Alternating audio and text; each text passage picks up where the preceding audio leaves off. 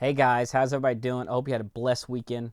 I'm gonna jump over to Jeremiah 29:10 through 14 today, because this paragraph was brought to up in my walk with God last week a couple times, speaking with somebody, and then my own time with Him, and then Pastor Josh obviously did an amazing job speaking on this over the weekend on Sunday.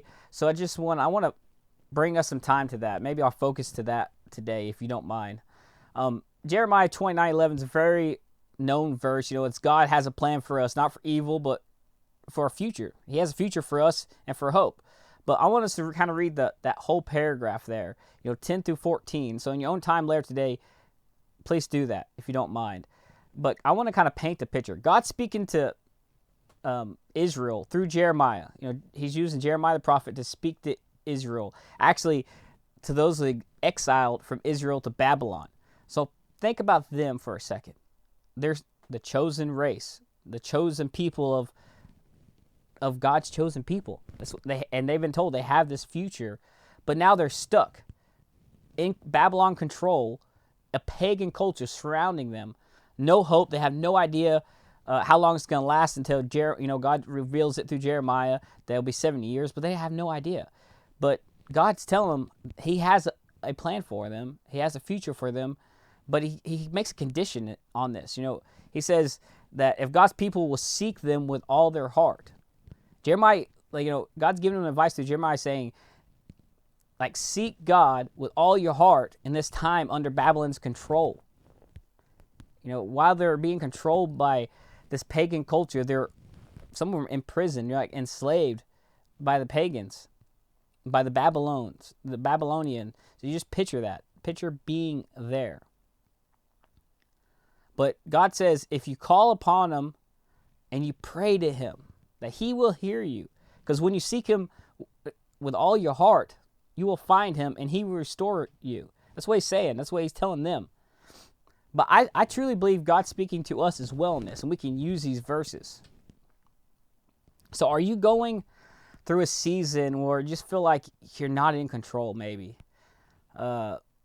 It seems like the enemy is having his way, right, with your life. When you're trying to do right, it seems like the people that are doing wrong are the ones that are winning. It's really caused me, at least personally, it causes me to doubt myself. Like my ability to be used by God. Am I really able to be used by God? Causing extreme stress and anxiety. But God says right there that He has the plan for us. If we seek Him with all our heart, trusting God, He has the plan. Not a plan, but He has the plan for our lives. When we seek them, we will find Him, and He will restore us. What does it mean to seek God with all your heart? Please let me know in the chat. Let me know, what does it mean to you? To me, it's not trying to go to church just on Sundays or catching a sermon once in a while, but to spend time with God, praying to Him, listening to Him, going to Him, to His Word, listening, hearing sermons and spending time with His body and other people in the world. I truly believe that. If we keep coming to the well that doesn't run dry, if we keep running to the one that will satisfy, and we keep seeking Him, we will find Him. We will find the source. Jesus, if we make Jesus our everything, and we let Him pour into us, He will pour out of us. And that's the way where we can change the society that we're living in, and the culture around us, and how we can be used in the modern day Babylon. So if we give control over to God in our lives, that's step one. I would say start today asking Him, God, please use me. Not my will, but your will, God.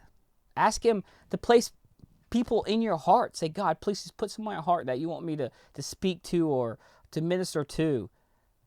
Please put somebody in my path that I can impact through you, through your love.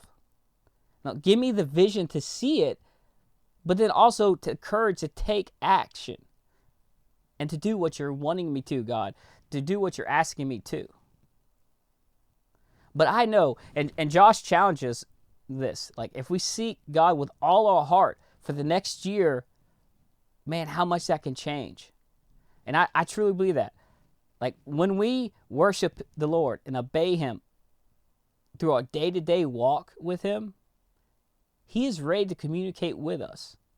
And He can even reverse our circumstances. Think about that. Like I said, He will restore us. But we have to be willing to try it. Josh challenged us for the next 12 months, and you won't believe the difference it will make in your life. I love you, but more importantly, remember, God loves you.